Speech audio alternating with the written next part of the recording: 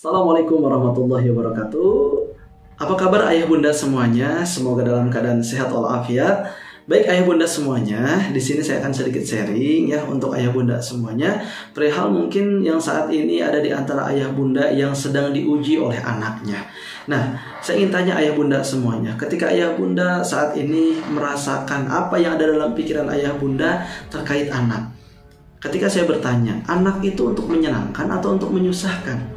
Mungkin terpikir dalam pikiran ayah bunda semuanya bahwa anak itu untuk menyenangkan. Nah, jikalau hanya itu dalam pikiran ayah bunda, maka siap-siaplah untuk dikecewakan. Kenapa untuk dikecewakan? Karena jikalau kita melihat rumus tentang anak di dalam Al-Quran ayah bunda semuanya, kita lihat nih, salah satunya diantaranya dalam surat At-Taghabun ayat 14, Allah menyampaikan, hai orang-orang beriman, sesungguhnya di antara istri-istrimu dan anak-anakmu ada yang menjadi musuh bagimu. Maka berhati-hatilah kamu terhadap mereka. Yang pertama, anak itu bisa jadi musuh. Lalu di ayat selanjutnya Allah menyampaikan, sesungguhnya hartamu dan anak-anakmu hanyalah cobaan bagimu. Dan di sisi Allah lah pahala yang besar. Ternyata anak itu jadi ujian, jadi cobaan ayah bunda semuanya. Nah, oleh karena itu bahkan di ayat yang lainnya pun Allah menyampaikan bahwa anak itu adalah perhiasan dunia. Ya, disampaikan dalam surat Al-Kahfi ayat 46. Nah, ternyata tadi kita lihat anak itu sebagai ujian, anak itu sebagai musuh bahkan, ataupun anak pun sebagai apa, salah satu diantaranya sebagai perhiasan kehidupan dunia. Maka hati-hatilah. Lalu Allah pun menyampaikan kembali dalam surat Al-Munafikun ayat 9, hai orang-orang beriman, janganlah hartamu dan anak-anakmu melalaikan kamu dari mengingat Allah. Nah, coba lihat. Kalau saat ini ayah bunda sedang diuji oleh anaknya, ya, maka dari itu maka harus kembali ke ayat ini. Memang anak itu sebagai ujian, sebagai cobaan, bahkan tadi ada yang jadi musuh. Namun jangan biarkan anak melalaikan kita. Salah satu kelalaiannya apa? Terkadang kita terpancing emosi, marah, kesal kepada anak. Justru ketika anak menjadi ujian, justru kita harus bisa melapangkan hati. Karena kenapa? Oh, saya sudah tahu bahwa anak ini sebagai ujian. Betul tidak? Nah, maka dari itu ayah bunda semuanya, ketika mindset kita saat ini ya bahwa anak itu sebagai ujian, maka insya Allah kita akan lebih tenang.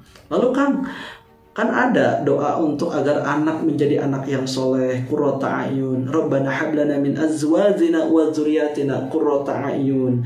Betul kan? Nah, jadi itu sebuah doa ayah bunda semuanya. Yang namanya doa itu sebuah harapan yang kita minta kepada Allah, bukan rumus dasar.